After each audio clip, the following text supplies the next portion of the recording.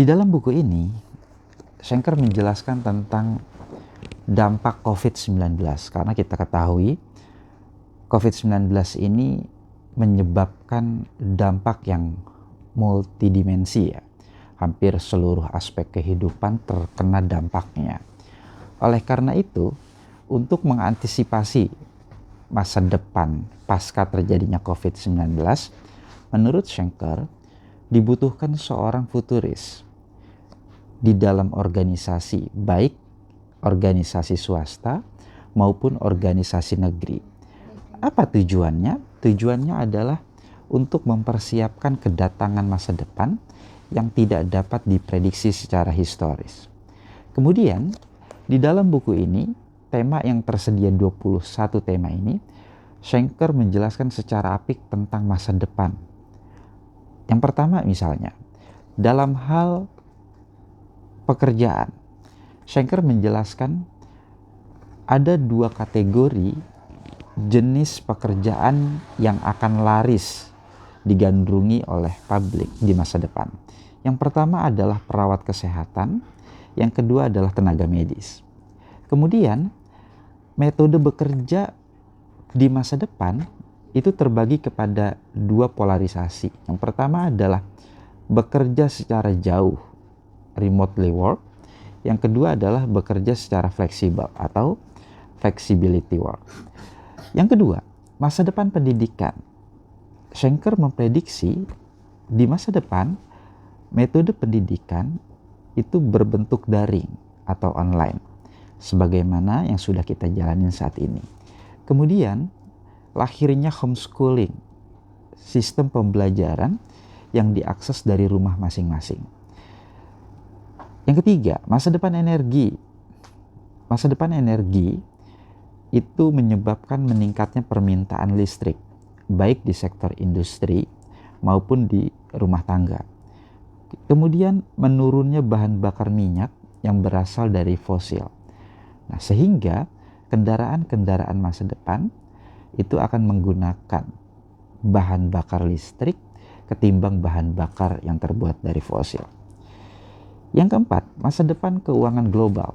Menurut Schenker, di masa depan keuangan global akan membentuk fundamentalisme pasar ekuitas atau pasar saham. Apa itu? Yaitu surat berharga yang merupakan klaim atas pendapatan dan aset dari perusahaan.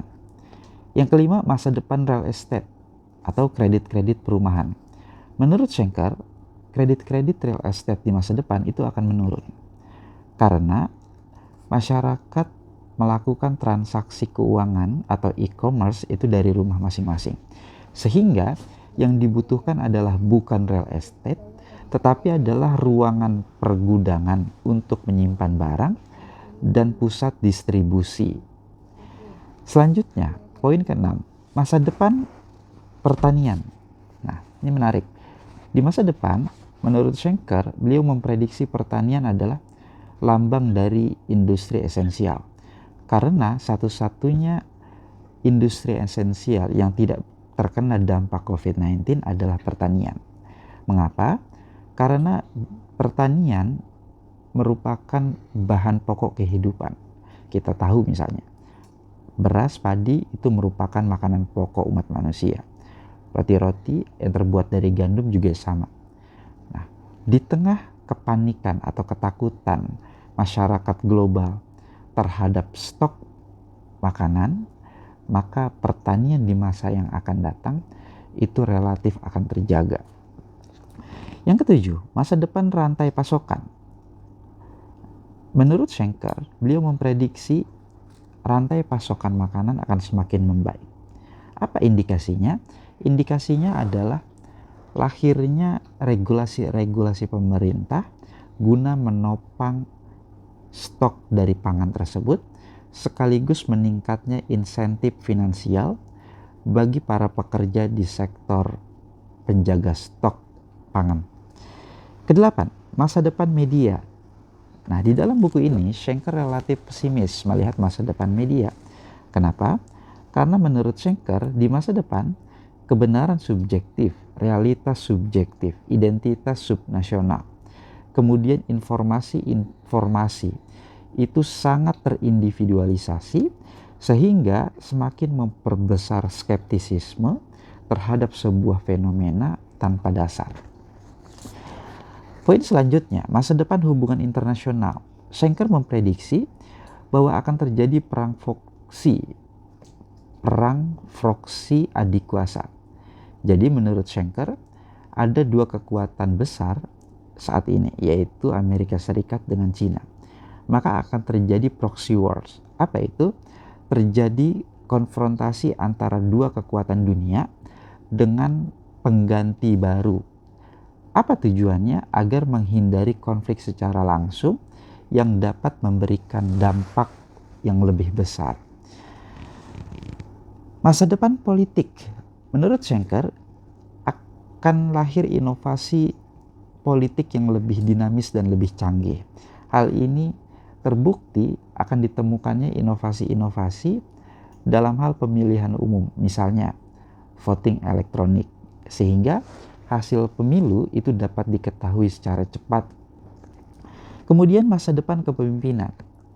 Karena bekerja dapat dilakukan dari jarak jauh, remotely work, maka konsep kepemimpinan, leadership, itu juga dituntut untuk siap dan mampu beradaptasi secara jarak jauh. Jika bekerja pegawai-pegawai itu dari rumah, maka pemimpin-pemimpin juga harus mampu memimpin perusahaannya dari jarak jauh. Ke-13, masa depan lingkungan. Masa depan lingkungan menurut Schenker akan terjadi atau mendatangkan berita gembira, yaitu menguatnya konsep dekarbonisasi di setiap sektor industri. Apa tujuannya? Tujuannya adalah untuk menekan emisi 0%, sehingga polusi udara yang dihasilkan dari sektor industri berupa karbon dan metana dapat ditekan, yang dapat merugikan semua pihak. Kemudian hemat energi. Inilah lahirnya konsep energi terbarukan dengan dipasangnya panel-panel surya, kemudian kincir angin dan lain sebagainya. 14. Masa depan resesi. Schenker memprediksi bahwa di masa depan resesi akan terus terjadi di semua global. Apa itu resesi? Yaitu pertumbuhan ekonomi secara real yang bernilai negatif selama 2 kuartal atau lebih dalam 1 tahun.